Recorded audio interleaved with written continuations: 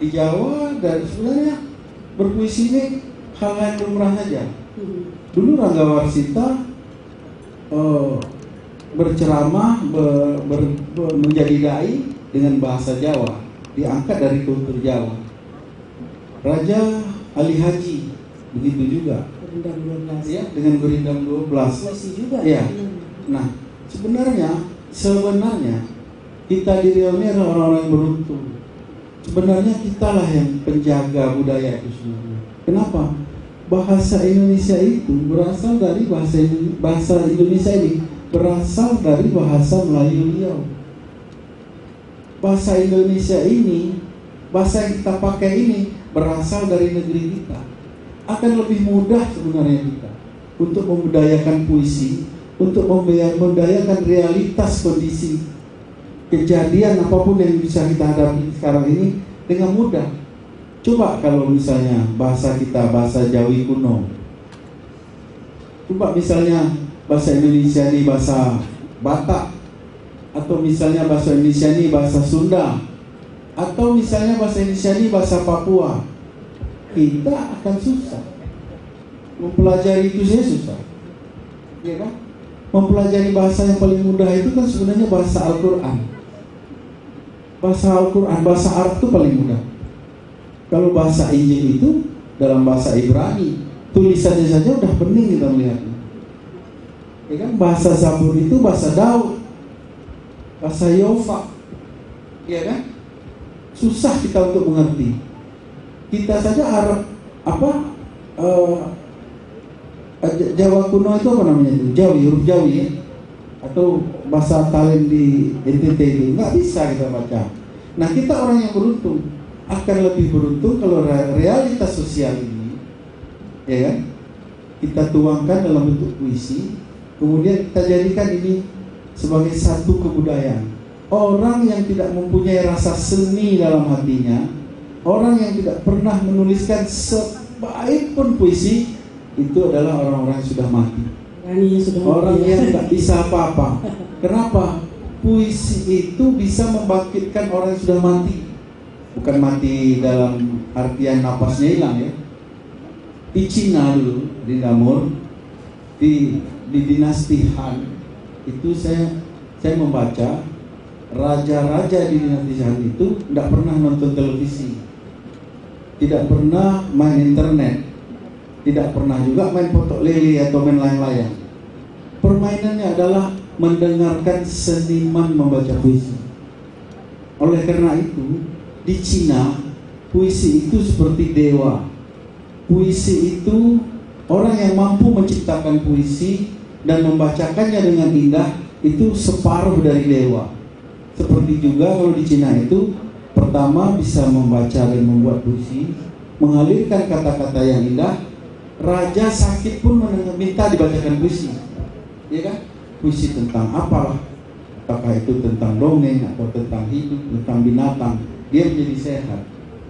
Kemudian juga itu pelukis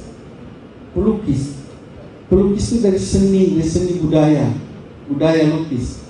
Pelukis di situ di Cina dianggap separuh dari dewa, karena dia menyegarkan jiwa yang sakit, menyegarkan mata yang rabun, mengaktifkan indera yang udah rusak.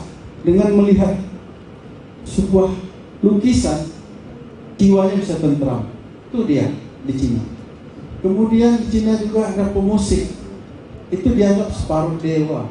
Pemusik bukan yang rock metal itu ya, bukan yang pemusik, tapi pemusik dengan, kalau kita tuh apa yang tadi di bawah, gambus lah mungkin ya, dengan petikan samisen kalau di Jepang, kalau di Cina apa itu harpa ya, itu luar biasa. Jadi seni itu menghidupkan orang mati, seni itu membuat orang jadi sehat, seni itu membuat pikiran kita jadi terang, seni itu membuat kita nafsu makan, dan seni itu membuat kita bercinta. Gitu kira-kira. Misalnya di kampung saya ada suku Talang Mama. Itu mereka berpuisi, berpantun karena realitas kondisi mereka. Apa misalnya yang mereka lihat? Mereka menulis, mereka justru tidak menulis. Mereka secara lisan membacakannya. Misalnya dulu mereka melihat elang begitu mudah hinggap di pohon ini. Elang bisa hinggap di mana-mana tanpa ada yang mengganggu. Lebah bisa bergayu di mana-mana karena sialan banyak. Sekarang nggak ada. Sekarang misalnya ada puisi, izin saya bacakan ya. Puisi olang-olang. Olang-olang itu tariannya juga ada, nama tariannya rentak bulian. Ya, rentak bulian itu kan dia itu gaya elang. Ah ya. Puisinya gini. Olang olang tobang, olang olang tobang,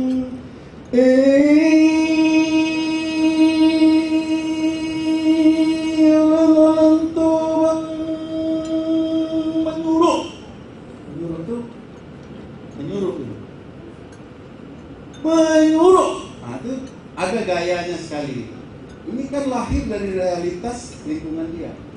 Bahwa ketika elang itu terbang menyuruh, dia itu maksudnya mungkin menuki, menyambar sesuatu. Dia nggak menuliskan itu, tapi ini jadi sebuah puisi tradisi, puisi lisan yang luar biasa. Sastra lisan. Sastra lisan yang luar biasa. Tidak hanya itu, ada juga puisi pengobatan orang, puisi ketika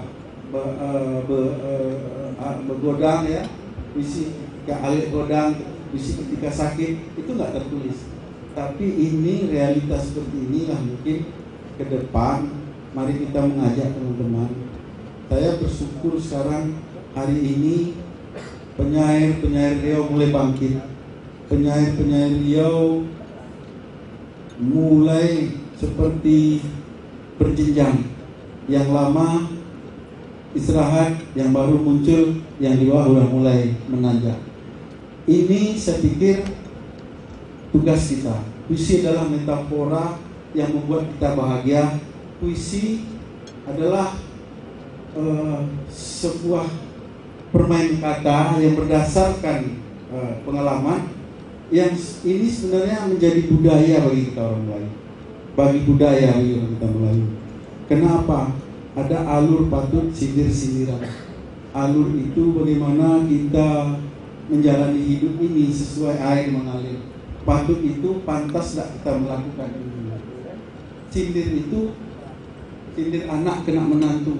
Ya kan, sindir maksudnya kita memarahi anak tapi tujuannya menantu. Begitu orang lain. Dan di puisi ini bisa kita lakukan.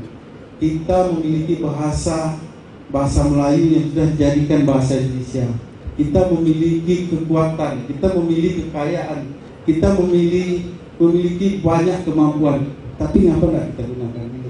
Menarik sekali Bang Bos. Sebenarnya kita sangat diuntungkan yang tinggal di Riau, kekayaan sastra itu dari bahasa Melayu dan bahasa Indonesia. Namun untuk terus menyuburkan tradisi kesusastraan ini, kita juga banyak melihat anak-anak muda menulis puisi. Tapi bagaimana kita untuk terus bisa menyuburkan itu gitu Bang? Apa tidak bisa usaha kita sendiri saja? Misalnya tadi Abang mengatakan bahwa dulu ada penulis yang sangat aktif sampai puisinya dibuat di Horizon.